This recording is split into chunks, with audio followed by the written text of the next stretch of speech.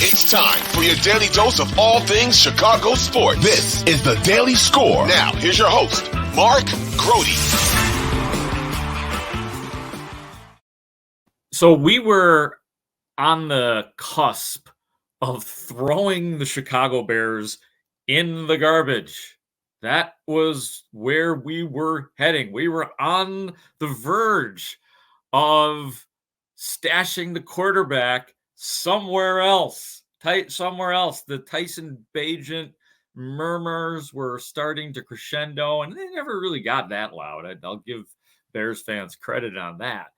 The coach was almost, it felt like, run out of town.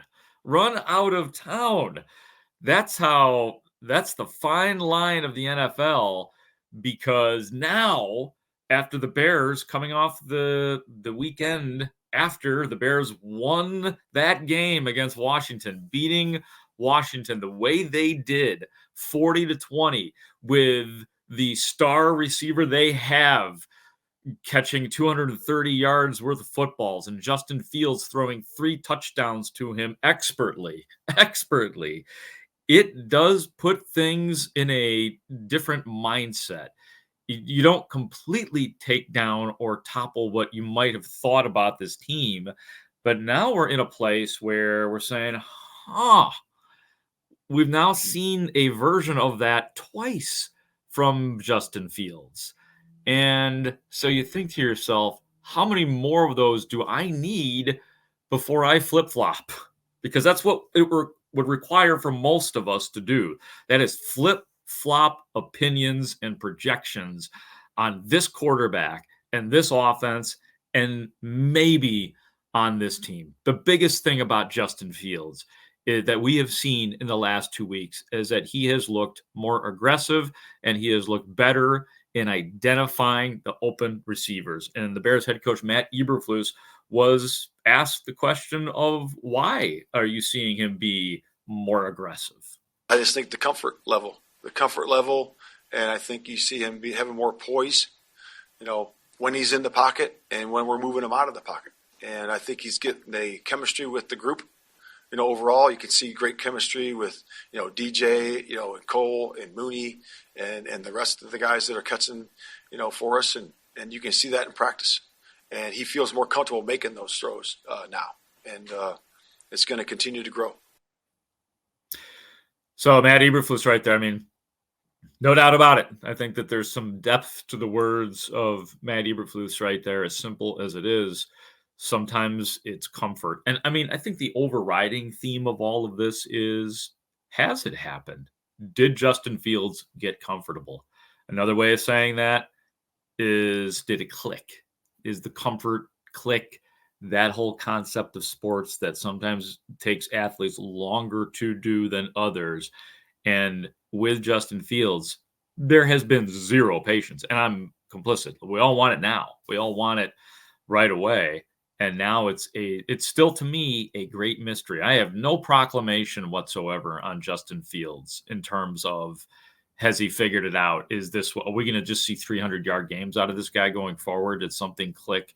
Has it slowed down? All of that stuff. I can't proclaim that. I can't call it yet. Not ready to call that as of yet, because it's a revelation. Let's be honest. This is new to everybody. Seeing him play the way he has played the last couple of weeks is new.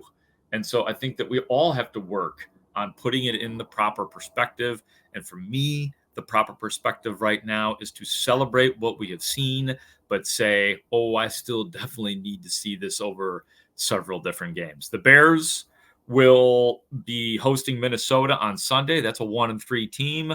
They will then be hosting the 1-3 Vegas team, and the week after that. So, you got a chance to, if you're interested in wins, you might have a chance for a couple of wins. But at this point, I'm probably regressed a little bit, because I think I'm back to, let's just see more from this quarterback.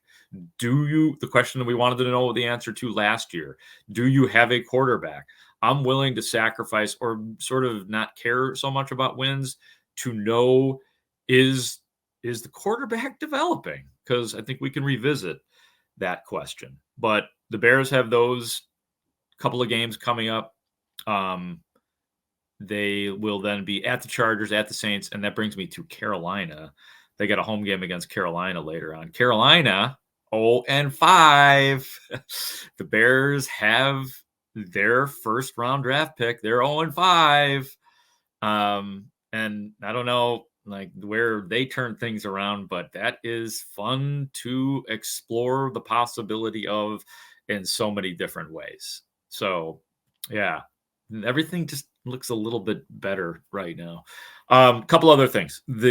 So we're just had the Thursday night game, so a weekend off for the team, and Matt Eberflus is laying down the plan coming up when the guys get back today. We're doing self-scout right now. We've obviously been working on the details of each position over the last couple of weeks, and that's paid off for us. But again, we'll look at it. I started meeting with the defense on the self-scout. We just start, in the run defense, the pass defense, and then, third down situations, 2-minute, all that red zone. And I'll do the same thing with the offenses. And then we'll just come up with a plan. And what guys do well, what we need to help them on to do better. Each individual guy, and also in our scheme. And that's offense, defense, and kicking. So we can formulate a plan for on Monday so we can give it to the players. So when the players come in on Monday, we'll have a summary of each section, and then we'll have a thing for each guy to get better at, and that's how we improve. One of the things, too, that hopefully we'll get an update on is injuries. The Bears are hurting right now. The secondary with Eddie Jackson and Jalen Johnson having missed the Washington game. You had Terrell Smith and Tyreek Stevenson, rookies, as your starting corners, and they actually played pretty well. But it's still a big area of concern. And then the running backs room, they went through everybody. It got down to Kari Blasingame. Does not look good for Khalil Herbert in terms of short term. Like, I think it's going to be a 3 or 4 week injury for him probably. So you're looking at probably Deontay Foreman getting called up because he's been inactive so far this season. Roschon Johnson, I don't expect him to play. Travis Homer, I believe concussion. So, but that's some speculation on my part in terms of how much they're going to miss. But I do believe I can't see any of those guys playing. So they may sign a running back too. We'll see what happens in the running backs room for Matt Eberflus. But yeah, good that they're checking the good and the bad of everybody. But you got holes. But I gotta say, man, I mean, we've seen some pretty impressive depth from the Bears at times this year. I mean, I mentioned the 2 rookies, Tyreek Stevens. Well, Tyreek Stevens is not necessarily depth, but he is a Bears draft pick. Terrell Smith, you could add that. Greg Stroman Jr. He was really good. Had the sack in the third quarter that kind of slowed the momentum down for Washington when it looked like they were starting to grab it a little bit. He also had an interception. So he's comported himself well. You got to like that. And he was good in camp too, man. I like Greg Stroman Jr. I got to get to know that guy a little bit. I'll bring you some Greg Stroman Jr.